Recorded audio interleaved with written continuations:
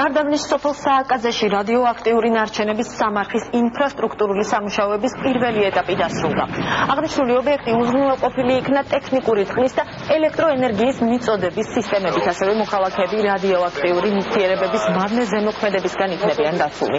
სოფელ სააკაძის რადიოაქტიური ნარჩენების სამარხი 1960 წელს გაიხსნა, რომელმაც ფუნქციონირება გასული საუკუნის 90-იანი წლების დასაწყისში შეწყვიტა. მოხდა ტერიტორიის შემოღობა, დაცვის პუნქტის მშენებლობა, ელექტროენერგიითა და წყალმომარაგებით ობიექტის უზრუნველყოფა. Ფიქრობთ, კიდე გავაგრძელოთ მუშაობა ამ მიმართულებით, რომ საბოლოო ჯამში სწორედ და კომპლექსურად მოხდეს რადიოაქტიური და ბირთვული ნარჩენების მართვა საქართველოში, როგორც ინსტიტუციური, ასევე სამართლებრივ დონეზე.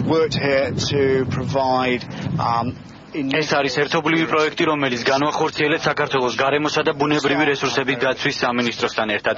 პირველ რიგში მთავარი იყო ამ ობიექტის ფიზიკური დაცვა, რათა არ მომხდარიყო უკანონო შესვლა ამ ტერიტორიაზე. საწყის ეტაპზე გაკეთდა ღობე, რომლის შედეგად რადიოაქტიური ნარჩენები უკეთ იქნება დაცული.